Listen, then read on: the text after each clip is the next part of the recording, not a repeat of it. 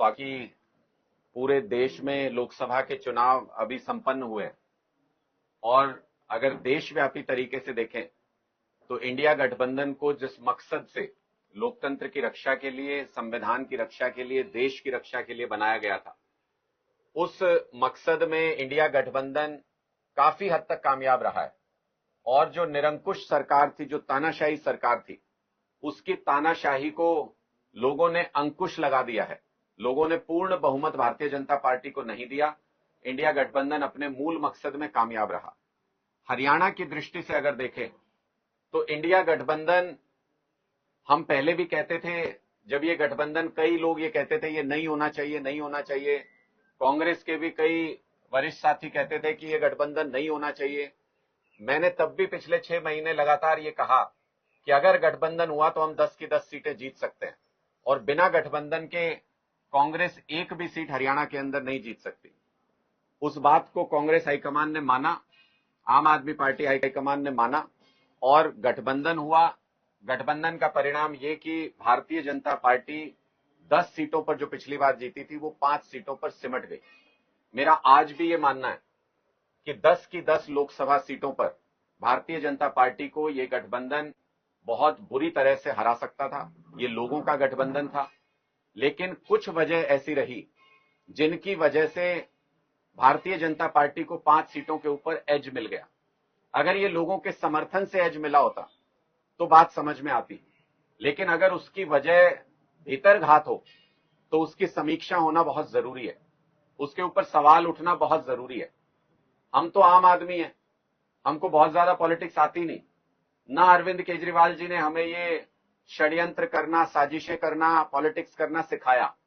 हमें तो आम आदमी की पॉलिटिक्स सिखाई गई है कि लोगों के बीच में जाओ, अपने काम करो और लोग आपको प्यार देंगे, लोग आपको सम्मान देंगे। हमने वही किया, हमने उसी तरीके से मेहनत की और उस मेहनत का नतीजा ये है कि आज आम आदमी पार्टी हरियाणा की राजनीति में एक मजबूत स्तंभ बन के खड़ी है। हरियाणा की राजनीति का भविष्य आम आदमी पार्टी है। ये मैं इसलिए कह रहा हूं कि भारतीय जनता पार्टी और कांग्रेस जो आज के दिन में पक्ष और विपक्ष की भूमिका हरियाणा में निभा रहे थे, उसके अलावा अगर तीसरी कोई राजनीतिक ताकत इस चुनाव में उभर करके आई है तो वो आम आदमी पार्टी है। 3 पार्टियों का मैं यहां जिक्र करना चाहता हूं जो सालों साल से हरियाणा के अंदर, जिन्होंने शासन भी किया और अपनी राजनीति कर रहे हैं। उनमें से पहली पार्टी है इंडियन नेशनल लोकदल, जो यहां भी भारतीय जनता पार्टी के साथ साजिश करके हमारे वोट काटने के लिए यहां पर आए थे, लेकिन उन्होंने पूरे हरियाणा में अपने कैंडिडेट्स लड़वाए थे। पूरे हरियाणा में उनके कैंडिडेट्स को मिलाकर के 1.74% वोट मिला। 2,26,052 वोट पूरे हरियाणा में इनेलो को मिले, आईएनएलडी को मिले। उसके बाद है जेजेपी, जो अभी शासन में हिस्सेदार थे, जिनके पूर्वजों के शासन रहा है हरियाणा के अंदर। उस पार्टी को 0.87% वोट मिला। 1,13,122 वोट पूरे हरियाणा के इनके सब कैंडिडेट्स के जोड़ के 1,13,122 वोट मिले। बीएसपी, जो एक वक्त पे बड़ी ताकत बन के बड़े वोट परसेंट के साथ हरियाणा में उभरी थी, आज वो बीएसपी भी 1.28% वोट लेकर के हरियाणा की राजनीति में हाशिए पर पहुंच गई है। 1,65,866 वोट बीएसपी को मिले पूरे हरियाणा के कैंडिडेट्स को जोड़ के।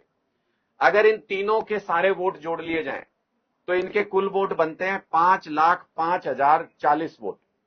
ये कुल हरियाणा में इन तीनों पार्टियों के जो सालों से राजनीति कर रहे हैं, इनके वोट हैं। और आम आदमी पार्टी को एक कुरुक्षेत्र की सीट जो हम लड़े थे, वहां पर 5,13,000 के करीब वोट मिले। यानी इन तीनों पार्टियों के जोड़ भी ले सारे वोट, उससे भी ज्यादा वोट आम आदमी पार्टी को एक सीट के ऊपर मिले। तीसरी ताकत हरियाणा के अंदर अगर राजनीतिक रूप से कोई है तो वो आम आदमी पार्टी है। अगर इस लोकसभा नतीजों को विधानसभा में कन्वर्ट करके देखें, मैंने सुना था कल कांग्रेस के कुछ साथी, कोई अपने आप को हरियाणा का ठेकेदार समझते हैं, वो नेता कह रहे थे कि 40 सीट हम जीत गए, कांग्रेस जीत गई, 40 सीट कांग्रेस जीत गई। हकीकत में आपको बताता हूं, 42 सीटों पे 9 लोकसभा लड़ने वाली कांग्रेस पार्टी को बढ़त प्राप्त हुई है। 42 विधानसभा सीटें हरियाणा में, आज भी वो बहुमत का आंकड़ा इतना एंटी वेव होने के बाद भी, इतना समर्थन हम लोगों के पास हर सीट पे मिलने के बाद भी, आम आदमी पार्टी का समर्थन 42 का आंकड़ा वो छू पाए। 44 सीट पे बीजेपी आज के दिन में हरियाणा में विधानसभा सीटों पर उन्होंने बढ़त ली है लोकसभा चुनाव में, और 4 विधानसभा सीटें आम आदमी पार्टी ने जीती हैं। अगर इसको विधानसभा में कन्वर्ट करें, इसका मतलब ये आम आदमी पार्टी के बिना तो आज के दिन भी अगर देखें तो बहुमत किसी भी पार्टी के पास नहीं है, ना बीजेपी के पास, ना कांग्रेस के पास। आम आदमी पार्टी आज के दिन में हरियाणा की राजनीति में वो ताकत है जिसकी तरफ पूरा हरियाणा का आम आदमी देख रहा है, और आने वाले दिनों में पूरे हरियाणा के अंदर आम आदमी पार्टी बहुत बड़े राजनीतिक परिवर्तन को लाने जा रही है। पूरे हरियाणा के अंदर आम आदमी का राज स्थापित करने के लिए गांव गांव जाके, गली गली जाके अभियान चलाने वाले हैं, और वापस से उस लड़ाई पर, जो हरियाणा के युवा की लड़ाई है, जो हरियाणा के बेरोजगार की लड़ाई है, जो हरियाणा के किसान की लड़ाई है, वापस से अब हरियाणा की राजनीति उस धुरी पर आने वाली है, उस धुरी पर चलने वाली है। मैं सिर्फ इतना कहना चाहता हूं कि कुछ ताकतों ने यह कोशिश की कि हरियाणा की राजनीति में नव जीवन लेकर के आई आम आदमी पार्टी की भ्रूण हत्या कर दी जाए, क्योंकि उनको पता था कि अगर कुरुक्षेत्र की सीट आम आदमी पार्टी जीतती है तो उसके बाद ऐसा तूफान आएगा जिसमें ये पुराने राजनीतिक दल उड़ जाएंगे। इसलिए आम आदमी पार्टी की भ्रूण हत्या की साजिश की गई कुरुक्षेत्र के अंदर। लेकिन मैं उनको ये बताना चाहता हूं, जब बच्चा एक स्टेज से आगे निकल जाता है और गर्भ के अंदर जब वो बड़ा स्वरूप ले लेता है तो भ्रूण हत्या संभव नहीं होती, फिर डिलीवरी होती है। तो आम आदमी पार्टी अब अस्तित्व में आ चुकी है, और जिसको आम आदमी चाहता है उसको आप पूरी ताकत, सारी साजिशें लगा के भी रोक नहीं पाओगे। हम आम आदमी की पसंद है, हम लोगों की पसंद है, इसलिए हरियाणा की राजनीति के फलक पर आने वाले दिनों में छाने वाले हैं। और जो साजिशें कुरुक्षेत्र सीट के ऊपर की गई, हमने तो अभी तक पूरे हरियाणा स्टेट का हम रिव्यू करेंगे, सारे कार्यकर्ताओं को बुलाएंगे, तब उसमें असली वजह, असली पॉइंट्स हम निकाल के दे सकते हैं। लेकिन जो लोगों का फीडबैक आ रहा है, जो लोग हमें बता रहे हैं, लोकल स्थानीय लोग बता रहे हैं, हमारे कार्यकर्ता बता रहे हैं, कांग्रेस के कार्यकर्ता हमें फोन कर करके बता रहे हैं, वो संदेह पैदा करता है, कुछ सवाल खड़े करता है, जो मैं आपके समक्ष छोड़ के जा रहा हूं, जो लोगों के बीच में छोड़ के जा रहा हूं, कि ये यकीन करना संभव नहीं है कि कैथल में रणदीप सुरजेवाला जी इतने बड़े नेता, कांग्रेस के राष्ट्रीय स्तर के नेता हैं, पता नहीं कहां कहां किन स्टेट्स में कहते हैं चुनाव लड़वाए हैं, प्रभारी रहे हैं, कैथल के अंदर बताते हैं कि कद्दावर नेता है, हमारा सिक्का चलता है, अपना खुद का चुनाव 500-700 वोट से, शायद वो पिछली बार विधानसभा में रह गए थे मुश्किल परिस्थितियों में, जब वो जींद से हार के आए थे बुरी तरह से, तीसरे नंबर पे रह के, समझ आता है कि 500-700 वोट से वो रह गए थे। लेकिन ये समझ नहीं आता कि वो अपने चुनाव में पिछली बार 500-700 वोट से रह गए थे, उसके बाद बीजेपी के खिलाफ इतनी एंटी वेव भी चल रही है, उसके बावजूद कैथल के पूरे कैंपेन का प्रतिनिधित्व करने वाले रणदीप सुरजेवाला जी के इलाके में 17,000 वोट से पीछे कैसे रह गए हम लोग, गठबंधन पीछे कैसे रह गया, ये बात समझ में नहीं आती। ये सवाल हमारे भी मन में है, इसके ऊपर हम चर्चा करेंगे, इसके ऊपर हम अपनी बैठक में भी चर्चा करेंगे। दूसरी बात मैं कई सारे तथ्य आपके सामने रख रहा हूं, जो लोग जो हमसे सवाल पूछ रहे हैं। रणदीप सुरजेवाला जी कहां वोट करते हैं, किस बूथ पे वोट करते हैं, जरा मुझे नहीं जानकारी थी, मुझे बताया किसी ने, जरा एक बार वो बूथ नंबर निकाल के देखिएगा। इतने बड़े कद के नेता, जो विधानसभा में यहां से विधायक रहता है, मंत्री रहे, जो खुद हारे भी तो 500-700 वोट से हारे, अगर उनके बूथ पे गठबंधन हार रहा है तो सवाल तो दिमाग में आता है कि ऐसा कैसे हो सकता है। दूसरी तरफ अशोक अरोड़ा जी थानेसर में 500 वोट से हारे थे अपना चुनाव, इतने बड़े नेता, हुड्डा जी के कहते हैं राइट हैंड मैन है, उनके इलाके में अगर 18,000 वोट से गठबंधन हार जाए तो ये सब इत्तेफाक नहीं हो सकता, इतना गजब इत्तेफाक नहीं होता। तो इसलिए सवाल मन में आते हैं, शंका मन में आती है। रादौर में कांग्रेस के विधायक हैं और दूसरे विधायक भी जो अब हमारे वहां से हैं, मेवाराम जी, वो भी कांग्रेस के विधायक हैं, बिशन लाल सैनी जी भी कांग्रेस के विधायक हैं।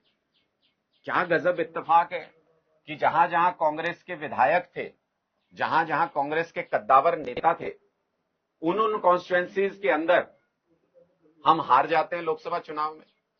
और जहां कांग्रेस के कद्दावर नेता नहीं थे, जहां कांग्रेस के विधायक नहीं थे, जहां हमारा कार्यकर्ता जूझ रहा था, गुला चीका हो गया, कलायत हो गया और पेहवा हो गया, शाहबाद हो गया, वहां पे हम जीत दर्ज कर जाते हैं। तो इसके सिर्फ दो ही तरीके हो सकते हैं इसको समझने के, जो मेरे समझ में आता है। या तो ये मान लिया जाए कि रणदीप सुरजेवाला जी का, अशोक अरोड़ा जी का कोई राजनीतिक अस्तित्व रहा ही नहीं, लोगों ने इनको पूरे तरीके से नकार दिया, इनके नाम पे वोट पड़ता ही नहीं।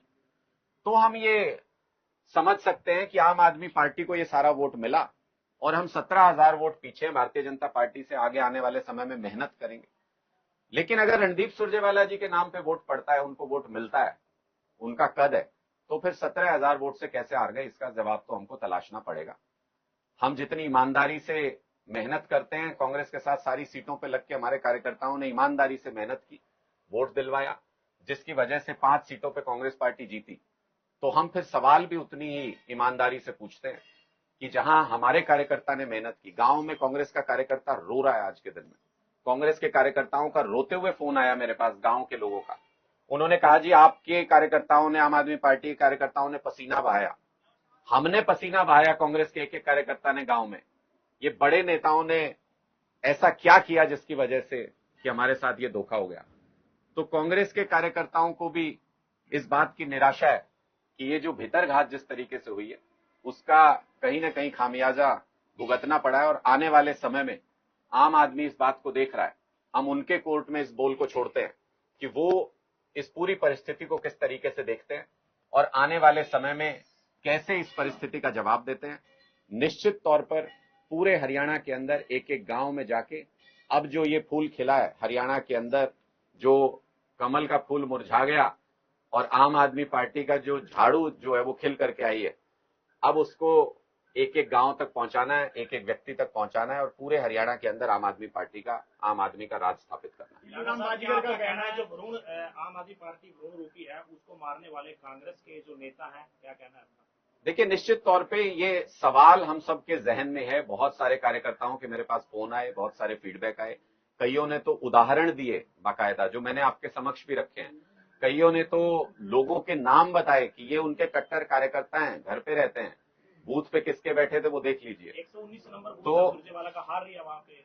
मैंने स्पष्ट तौर पे ये कहा कि अगर सुरजेवाला जी जैसे कद्दावर नेता, जहां जिस विधानसभा में उनका प्रभुत्व रहा है, वहां पे अगर उनके अपने पोलिंग बूथ से गठबंधन हार रहा है, जिसके अंदर आम आदमी पार्टी के कार्यकर्ताओं और वोटर ने भी मेहनत की, तो फिर सवाल दिमाग में आता है, सवाल उठना लाजमी है। और ये सवाल आज के दिन में पूरे हरियाणा की जनता के जहन में है कि निजी स्वार्थ के चलते, निजी कारणों से कोई व्यक्ति क्या देश के साथ धोखा कर सकता है, कोई व्यक्ति क्या गठबंधन के साथ धोखा कर सकता है, क्या आपसी इन्हीं कारणों की वजह से। और दूसरी तरफ देख लीजिए ना, अब मैं तो मेरे पास तो करनाल से भी बहुत लोगों के फोन आए। करनाल के लोग ये कह रहे हैं कि ये बाईपास दे दिया उस व्यक्ति को जिसके खिलाफ पूरे हरियाणा की लड़ाई थी, मनोहर लाल खट्टर जी के खिलाफ। पूरे हरियाणा की लड़ाई किससे थी? 9.5 साल तक किसने प्रताड़ित किया हरियाणा को? उसको बाईपास कैसे मिल गया उन व्यक्ति को? उसके लिए भी लोग सवाल पूछ रहे हैं कि किसके कहने पे टिकट दिया गया, क्यों ये सेटिंग की गई अंदर खाने, किस तरीके से मिली भगत इनके बीच में हुई, उसको लेके लोग ढेरों सवाल पूछ रहे हैं। लोग पूछ रहे हैं कि भिवानी महेंद्रगढ़ की सीट जीती जा सकती थी, किसके कहने पे टिकट काटा गया, किसके कहने पे टिकट बदला गया।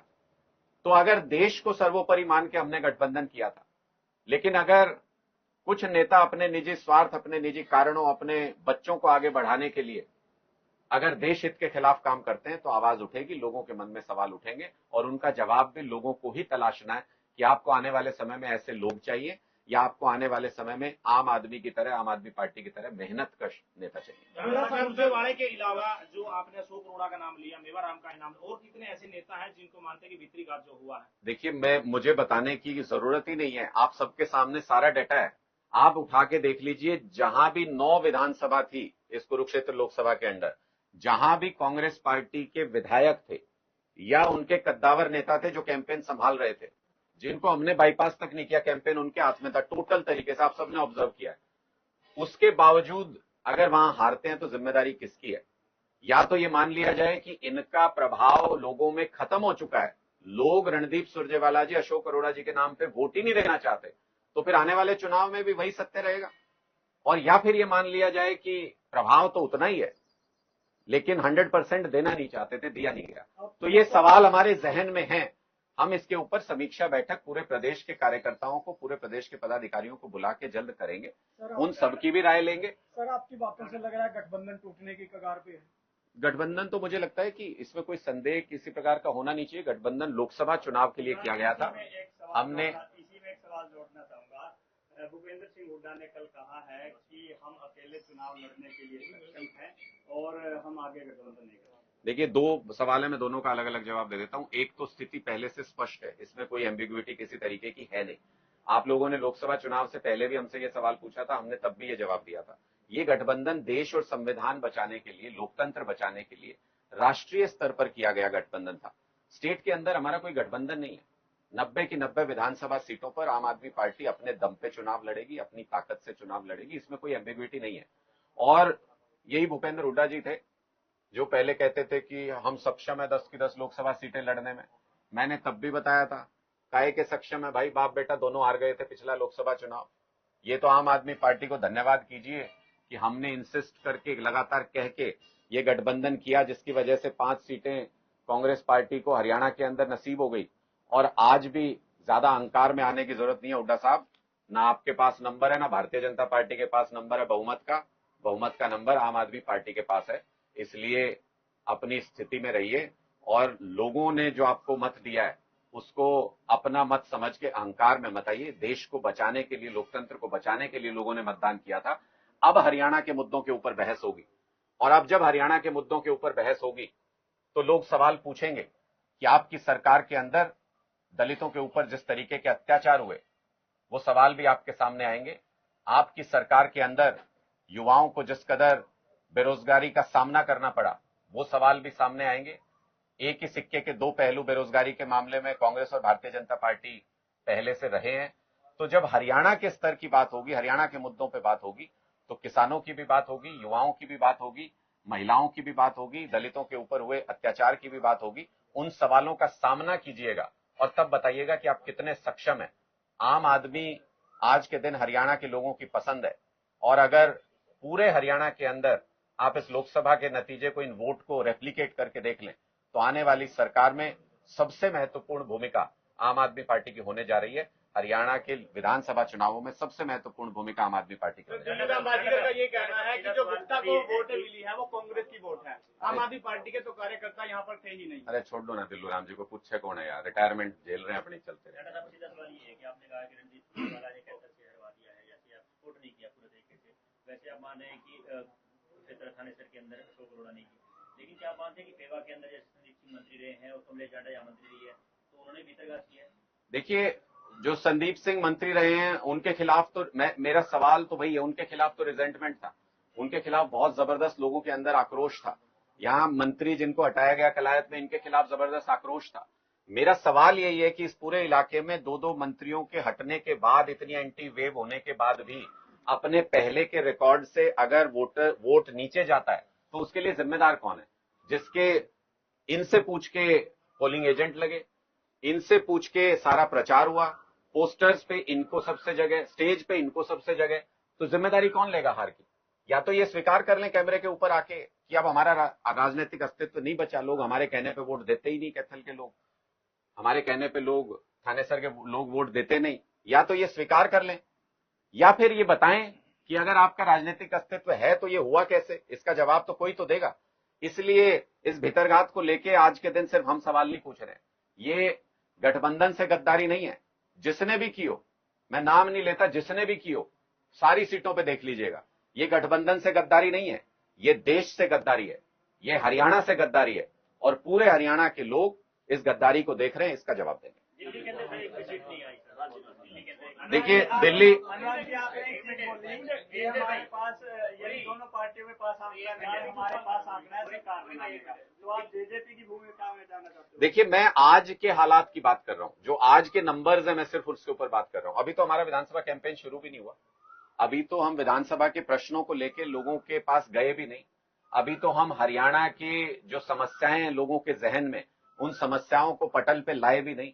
उससे पहले आज के दिन में ये हालात है कि हमारे बिना ना कांग्रेस के पास बहुमत है, न भारतीय जनता पार्टी के पास बहुमत है। आज के दिन आम आदमी पार्टी इन नंबर्स को भी देखें तो किंग मेकर के रोल में है, लेकिन आने वाले दिनों में एक एक गांव तक, एक एक विधानसभा तक जब हम जाएंगे तो हमें पूरी उम्मीद है हरियाणा के लोग एक बहुत विश्वास भरी नजर से आम आदमी पार्टी झाड़ू की तरफ देख रहे हैं। पूरा हरियाणा खुली बाहों से आम आदमी पार्टी को अपनाने जा रहा है। दिल्ली के अंदर सर एक भी सीट नहीं है। दोनों जगह दिल्ली और पंजाब दोनों जगह का आपने प्रश्न किया।